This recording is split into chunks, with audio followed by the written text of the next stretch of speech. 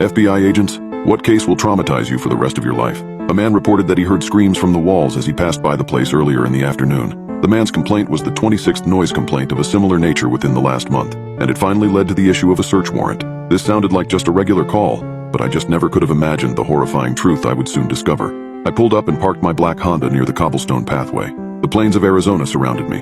The concourse led to a front triangle-shaped entrance. I approached a lower-ranked uniform. He stood behind a line of caution tape and had a scowl as I neared his vicinity. "Who are you?" he asked. "FBI agent Elizabeth Paulson," I said while I flashed him my credentials and the gold of my FBI badge. He stepped to the side. I walked in. The place was clean. I expected most crime scenes to have the repugnant stench of rotted flesh. The killer was tidy. The main foyer had trophies of deer heads hung on the mantel above the main elevator, which led to the second story. To my right, I saw a doorway with a set of steps past its threshold. These went down to a subterranean level. One of the homicide investigators looked at me. I approached her and extended a hand. She shook it and I introduced myself. She gave her title and name as lead investigator Samantha Brown. "Who is the subject?" "Eric Sigurdsson," Brown said as she handed me a photocopy of the man's ID. He was born in Cleveland but moved to the West Coast with his parents when he was 5. His childhood was not normal ever since his mother and father divorced. He did go on to do well in school, and was even accepted into the University of Berkeley before a DUI got him kicked out. The charges in that case were later dropped. Fear and intimidation towards the young victim was the reason. He only has 3 arrests on his record. One was for shoplifting a set of knives at a sporting goods store. The second was for stalking and harassment of a co-ed after his expulsion. The third was for the night he got behind the wheel after drinking. "How many bodies have you recovered?" I asked. 4, Brown said. "They were sunken." This surprised me. We found the entire floor of the basement is something resembling a thin quicksand. Its depths exceed that of 8 swimming pools. The viscous density will usually only allow you to sink to the halfway mark of your torso. "The movies lied to me," one of her subordinates said as he passed by with a clipboard clutched under his arm.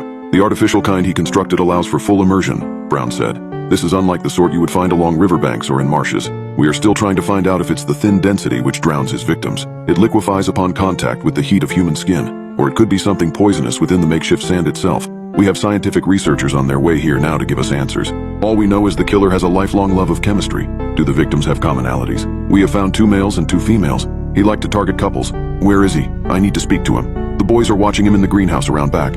I nodded and made my way to the rear entrance. I stepped outside and saw the glass and galvanized steel structure. When I peered into the humid conservatory, I saw rows of marijuana plants. 4 cops circled the detainee with guns drawn in the center of the house. I went inside and a boot landed on his jaw. While he was an evil man, he was also defenseless in handcuffs. He would not have been any use to me as an interview if a concussion made him unaware of his surroundings. "I won't report any of you to your watch commander if you back down now," I said as I showed them my badge. A few looked at me with disdain, then shock. Others gave me expressions of contempt. They all took a few steps back. "Give me some time alone," I said. They looked at each other with unease before their corporal waved them out. The officer still stared at me through the glass once he stood by the exterior of the greenhouse. I approached Sigurdsson. He was thin and pale-skinned. He had a full head of brunette hair and blue eyes. He was 6 feet tall, and I could see why he had no problem passing for a normal person up to this point. "I've already helped you out," I said. "Eric, it's time for you to do the same for me. I need to know the reasoning for your choices in regards to who we found in your basement." He grunted and kept his head low. "Let me ask you a few things. I received an email during my drive here about the laboratory in your bedroom. The quicksand-like substance found in your murders intrigues me. I need to know where the choice of the unusual weapon came from. Why did you target an equal balance of men and women?" "I liked hunting couples," he said as he met my gaze. "My favorite thing to do was form the texture of the sand so they would sink slow. As they struggled to claw their way out, I would lie and tell them over a loudspeaker how they could survive. All they had to do was converse about a disagreement within their relationship." He cocked his head back and started to laugh. Tears streamed down his face. I knew something about this was deeply wrong. "The body language used when they argued made them sink deeper," he said with another cackle. "The kicker is how none of the couples ever failed to find something which nagged at them. These louts act as happy couples on social media while bickering behind closed doors. I put them in touch with who they are before they went under." "How did you kidnap these people and bring them here?" I asked. "It couldn't have been easy. Most killers go after women when they are alone." "That's right," he said with noticeable pride as his chest puffed out. "I never went strictly for the easy prey. I always wanted a challenge. I scouted out who the man of the house was and what he did for a living. If he seemed rough and tumble, that made it even better. Your wife Amanda is tough. I know about her background as a Kenpo instructor. You two would be prime selections for me." A wave of nausea overcame me. How did he know that? Sigurdsson rammed his forehead into my face. I felt my nose break as he struck his shoulder under my jaw and pushed me down. His strength overwhelmed me. A stream of red flowed onto my top. He stepped over me as the cops swarmed in. They entered with their pistols drawn. I looked over and saw Sigurdsson kick a box off the wall. It looked to be nothing more than an electrical junction. He raised his foot again and hit a switch. The floor unfolded and broke in half underneath us. The trap he had set consumed us. A gelatinous liquid flowed out from the sides and drenched us. It stank of old honey and algae. The officers started to slip as a few squeezed their triggers, but all missed Sigurdsson. The killer leapt onto a miniature platform which held the greenery. He ducked for cover behind a thick row of plants. I grabbed the platform in time before my entire body could sink. My knuckles turned white as I brought my other arm onto the platform and held on. The silt wanted to take me into its abyss. I looked over and watched the team of law enforcement in their last moments of life. They choked, screamed, and gargled as the fluid went into their lungs. A few circled in the morass, futile attempts to use their elbows to lunge upwards. One tried to hold his breath, a last desperate attempt to survive.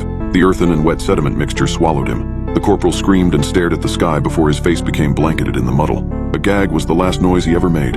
I stared up and watched as Sigurdsson loomed over me on the platform. He lifted his boot and stomped on my fingers. A wave of adrenaline overcame me and helped mask the pain a little.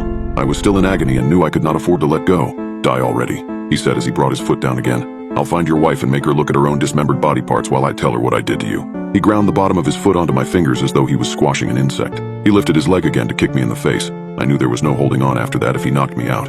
A gunshot rang in the air. Red blossomed on his chest as he fell back. The quicksand he had made took him in his pathetic entirety. I craned my neck around and saw Samantha Brown with a Glock in her hand. The sheriff's office helped me get out of the quagmire with the use of rope attached to one of their cars. They called the paramedics to take a look at me. I had a fractured hand, nose, and countless scratches on my skin. It would be a long recovery, but I owed the ability to pursue it to the detective who saved my life. She is still on administrative leave right now. As soon as she is able to receive calls at the station again, I will reach out to her to give a formal word of appreciation. Sigurdsson's attic held a plethora of documents, journals, and scrapbooks. He had personal information on plenty of people who were still alive. There were copious notes on those he intended to track down, torture, or kill. My lovely wife Amanda was in that pile. He had studied the Bureau and various other agencies he thought might be onto him. He attempted to dismantle them before they were on his trail. I am thankful we were faster. He also left behind maps. We found other quicksand locations using them as a reference. Bodies were in the Sonoran, the Great Basin, and the Chihuahuan Desert. His modus operandi was unlike any other I have seen, let alone heard of since. The problem with the unusual ones is they pave the way for copycats. Let us hope no one derives inspiration from him.